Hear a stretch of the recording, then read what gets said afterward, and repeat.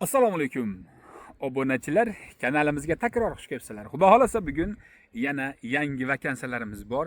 Bu vakansiyalarni yetkazmasdan oldin do'stlar, doimgidek kanalimizda yangi bo'lsalaring, kanalimizga obuna bo'lib qo'yishlikni unutmanglar. Va bundan tashqari doimgidek menga Instagramdan bog'lanishlaring mumkin va bundan tashqari mana Telegram gruppamizda xuddi mana shunday ismda yozsalaring 14 mingdan ziyodroq a'zosi bor do'stlar.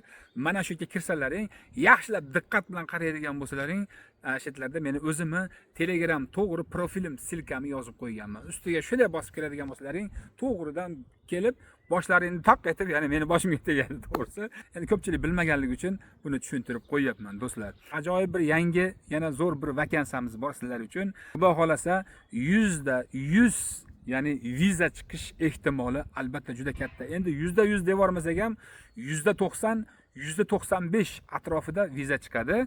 Do'stlar, bularni yetkazmasdan oldin qo'limizda qaysi vakansiyalar bor? Hozirgi kunda O'zbekistonda qaysi davlatlarga biz O'zbekistondagi insonlarga приглашение qilib beryapmiz? Bularni sizlarga bir qisqacha bo'lsa ham bir tushuntirib o'tmoqchiman do'stlar. Hozirgi kunda albatta xabarlaring bor. Serbiyadan boshlaydigan bo'lsak, Serbiyada ham o'zbekistonliklar uchun ish bor. O'tgan safargi men videomda ba'zilar tushunmagan, chiqishib Zoir aka besplatniy ekan deb o'zbekistonliklar juda ko'p chiqdi. Albatta bu Serbiyadagi vakansiyamiz besplatniy, lekin Bolgariyadagilar emas edi.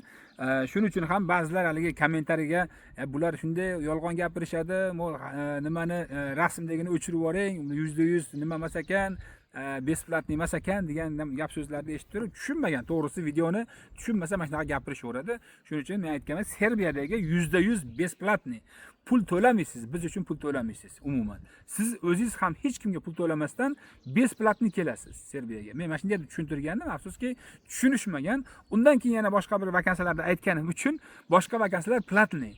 Bularni misol yo asha orasida nima qilib ikkalasini ham bir-biriga qo'shib turib bular insonlar shunaqa deb o'ylagan shekilli. Endi albatta mayli kim qanday tushunsa o'ziga havola, bir narsa demayman. Xo'p do'stlar, Serbiyada bor do'stlar, o'zbekistonliklarga qilib beramiz. Bolgariyada bor do'stlar, o'zbekistonliklarga qilib beramiz. Bolgariyada ham bir nechta vakansiyalarimiz bor. Devorchilar, g'ishtchilar, shunga o'xshagan bir qurilish sohasida bor, axlat tashiydigan mashinalar bor do'stlar. Haligi baladiya deydi turkchasiga, biz O'zbekistonda hokimiyatning mashinalari bular. Shu ko'chadagi axlatlarni odamlar tashqariga chiqarib qo'yganda har kuniga yoki bo'lmasa haftada bir marta to'plab olib ketiladi. Shvetsariyada shunday mana misol. Bizda haftada bir marta olib ketiladi. Turkiyalarda kuniga 2 mahaldan yo 1 mahaldan olib ketadi, odam ko'pligi uchun albatta. Endi do'stlar, xuddi mana shunday ishimiz ham bor. Bundan tashqari do'stlar, nimalar bor? Novvoyxona bor, mana misol novvoyxonaga ish bor. Mavsumiy ishlarimiz bor, mana hostel ishlari bor do'stlar. Bu yerga ham ishimiz bor. Ayollarga, erkaklarga farqi yo'q.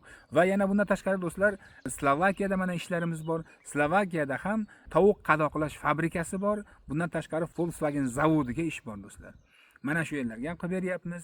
Bundan tashqari do'stlar, Latviyada mana misol Latviyaga qilib beryapmiz. Latviya litvalarga B, C, E kategoriyalarga qilib beryapmiz. Va quruq B ni o'ziga emas. B, C bo'ladigan bo'lsa yoki bo'lmasam C, E kategoriyalari bo'ladigan bo'lsa, bularga qilib beryapman do'stlar. Ya'ni fura uchun qilib beryapman. Bundan tashqari yana do'stlar, Polshada ham ishlarimiz juda ko'p. Bilmayman, meni bilishimcha hozir aniq esimda yo'q, lekin bir 15 ga yaqin bir vakansiyamiz bor Polshada. Bularning ichida hozir albatta birini sizlarga eng zakonni, yana yaxshi bo'lganini aytib o'taman. Bularning ichida skladka bor do'stlar, elektromobil nimalari bor, skladlari bor, magazinlarning skladlari bor, tovuq qadoqlash fabrikalari bor, elektronniy yana nimalari bor, ishlar bor. Endi ko'p do'stlar. Albatta buni men Telegram gruppamizga, Sayohat olami Telegram gruppamizga chiqarib qo'yganman. Qiziqqanlar albatta kiringlar. Kirgan insonlar Sayohat olami gruppamizga kiradi. Shu 14 ming a'zosi bo'lgan Sayohat olami gruppamizga bularni men vakansiyalarini chiqarib qo'yganman. Albatta qiziqqanlar bo'lsa kirib, ashetlan sekin tepalarni bir boshdan qaraydigan bo'lsalaring, butun vakansiyalar bor. Germaniya mana misol, Belgiya, Gollandiya mana shu davlatlarga ham vakansiya chiqarib qo'yganman. Bular faqatgina bizni o'zbekistonliklar uchun bo'lmaydi do'stlar. Bular mana shu Yevropada yurgan ID kartasi bor yoki vizasi bor do'stlarimiz bo'ladigan bo'lsa, bularga mana shu davlatlarga yerlashtiramiz, ishga yerlashtiramiz. Lekin O'zbekistondan bularga приглашение qilib berilmaydi. Faqat hozirga aytib o'tganimdek shu Bolgariya, Slovakiya, Latviya va bundan tashqari Polsha, Serbiya kabi davlatlarga biz приглашение O'zbekistondagilarga qilib beramiz do'stlar. Shu. Xo'p, endi asosiy bir maqsadga keladigan bo'lsak do'stlar, yangi vakansiyamiz ham Polshadan bo'lib, Polshada mavsumiy kulpunika terish ishlariga taklif qilinadi do'stlar. Joylashuv yerlari Polshada bo'lib, Gdansk, Poznan, Torun degan shaharlarda do'stlar. Bundan tashqari ish turlari qishloq xo'jaligi, kulpunika terish, ya'ni mavsumiy ish do'stlar. Ish shartlari kuniga 10 soat, 12 soat atrofida bo'ladi. Ish tajriba talab qilinmaydi do'stlar. Faqat jismoniy sog'lom bo'lish sharti shu. Tezkor, ya'ni ishga qabul qilish imkoniyati bular ham mana yozilyapti. Maoshlarga keladigan bo'lsak, har kilogramm 1 kilo kulpunika teradigan bo'lsalaring 3 zlot bilan 6 zlot atrofida beradi do'stlar. Puli shunday. Ish hajmiga qarab do'stlar, daromadlar ham oshadi. Mavsum davomida yaxshi ishlab yuqori daromad qilish imkoniyatlari bor deb aytilyapti. Yashash sharoitlari do'stlar, turar joy bepul ta'minlanadi.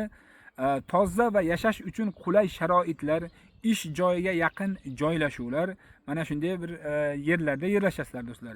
Yevropada bo'lganlar uchun hujjatlari to'liq bo'lgan nomzodlar darhol ishga qabul qilinadi do'stlar. Agar Yevropada bo'ladigan bo'lsalaring, mana shu ishga men kirmoqchiman Zoir aka deb turib, menga bog'lanadigan bo'lsalaring, bu ish uchun sirrazi tezda qabul qilinadi ishga. O'zbekistonda murojaat qiluvchilar uchun do'stlar, taklifnoma, ya'ni приглашение tayyorlashi 10 va 20 kun oralig'ida chiqadi. Endi menga o'zi aslida 3 kun deyilgan, 3 kun va 20 kun va uzog'i bilan 20 kun atrofida приглашенияларing chiqadi do'stlar. Elchixona navbati va viza jarayoni 10 yoki 40 kun ish, ya'ni 10 va 40 ish kunida do'stlar navbatni mana shunday kutasizlar. 10 kun va 40 kun atrofida deb aytilyapti. Albatta shunday, ya'ni 1,5 oy. Viloyat hokimiyati tomonidan qo'shimcha ravishda Polsha davlatini O'zbekistondagi elchixonasiga xat qilib beriladi. Viza kafolatlanishini, ya'ni oshirish maqsadida do'stlar. Tushundilaringmi? Shuning uchun men aytayapmanki, ya'ni hokimiyat tomonidan bir dokument qilib berilsa, katta bir nimasi bor. Bir firma tomonidan emas, bu hokimiyat tomonidan qilib beryapti. Shuning uchun ham katta bir ehtimol bilan viza olish ehtimoli juda katta. Bular %100 aytishi mumkin, mayli men %100 aytmay, %90, %95 deb, ya'ni men sal pastroqqa tushirib qo'yaveray. Bular shunday deyapti, lekin menga aytilayotgan mana shu vakansiyalar shunday deb aytilyapti. Lekin men sal kamaytirib qo'yapman. Ya'ni o'rinlarimiz cheklangan. Tezroq murojaat qilinglar, birinchi bo'lib ishga qabul qilinasizlar albatta. Xabarlaring bo'lsin do'stlar. Sizlarga men mana shuni yetkazib qo'ymoqchi edim. Yangi vakansiyamiz shu. Bundan tashqari, albatta videoni boshida ham aytib o'tdim. Vakansiyalar faqat bu bilan cheklangan emas, boshqa vakansiyalarimiz ham bor, lekin bu hozirchalik mavsumiy ish do'stlar. Buni biz $600 normalda Polshaga doimiy ish uchun $1200 qilib beryapman. Shifokorlar uchun qaranglar do'stlar. Shifokorlar bo'ladigan bo'lsa, bularkini yana ham qimmat, lekin uni ham %100 garantiya ularga. %100 viza garantiya men o'zim shaxsan bera olaman, lekin mana shu mavsumiy ish uchun men shaxsan %90, %95 garantiya bera olamiz do'stlar. Agar qiziqqanlar bo'lsa bemalol takror yana aytamanki, mana shu Instagramim yoki Telegramim turibdi. Telegramga kirsalaring, men o'zimni shaxsiy Telegram silkamni qo'yib qo'yganman. Menga to'g'ri o'zimni shaxsiy Telegramimga yozishlaring mumkin do'stlar. Qiziqqanlar faqat chiqsin. Mana shu videoni ko'rganlar, aka ko'rdim, menga bo'ladi deb. Hali gapni oshiqcha nima qilish shart emas-ki, menimcha yetarli sizlarga men xabarda aytdim deb o'ylayman. Hammalang Alloh panohiga sog' salomat bo'linglar.